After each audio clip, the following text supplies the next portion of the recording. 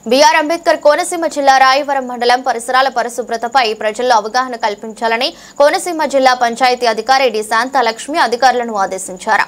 మండలంలోని సోమేశ్వరం గ్రామంలో స్వచ్ఛాంధ్ర స్వచ్ఛ దివస్ కార్యక్రమంలో భాగంగా చెత్త నుండి సంపద కేంద్రాల్లో జిల్లా స్థాయి ఈఓపీఆర్డీల ఒకరోజు శిక్షణ కార్యక్రమాన్ని నిర్వహించారు. కార్యక్రమానికి డిపిఓ శాంతలక్ష్మి ముఖ్య అతిథిగా పాల్గొని పరిసరాల పరిశుభ్రత, తడి చెత్త, పొడి చెత్త వేరు చేయడం, సంపద కేంద్రాల నిర్వహణపై ప్రజల్లో పూర్తి అవగాహన కల్పించి జిల్లాలో ఉన్న గ్రామాలను పరిశుభ్రమైన స్వచ్ఛ గ్రామాలుగా తీర్చిదిద్దేందుకు అధికారులకు తగు సూచనలు చేశారు. కార్యక్రమంలో కోనసీమ జిల్లాలోని ఈఓపీఆర్డీలు, స్థానిక విస్తరణ అధికారి ఎం శ్రీనివాసరావు, పంచాయతీ కార్యదర్శులు పి వెంకటరత్నం, జీవి రమణ తదితరులు పాల్గొన్నారు.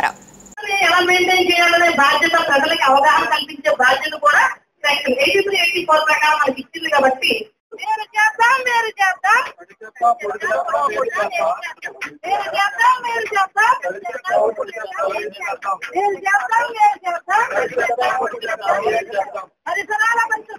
నుంచి వచ్చిన వేస్ట్ అంతా ఉంది, అది ప్లాస్టిక్ ఉంది, అది ఒకటి తీసేస్తుంది. అది మీరు డబ్బాతో ఇచ్చుంటే బాగుండు. చూడండి, దాని గురించి మీరు మీ మీటింగుల్లో 10 మందికి తెలిసేలా చెప్పాలి. వాళ్ళు మీటింగ్ అనే కాదు, మన వీధిలో 4 ఆడవాళ్ళు సాయంత్రం అలా కలుసుకుంటామా, కలుసుకున్నప్పుడు కూడాను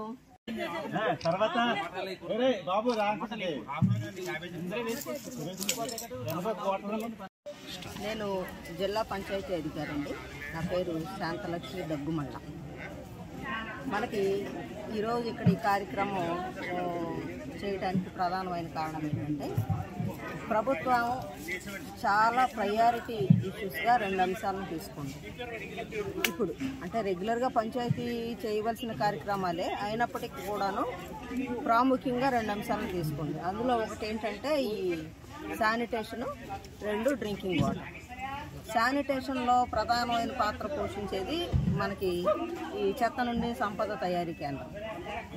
ప్రతి ఇంటి నుంచి తడి చెత్త, పొడి చెత్త వేరు చేసి తీసుకున్నట్లయితే దానిలో మోర్ దాన్ 50% మనకి రీసైకిల్ అయిపోతుంది.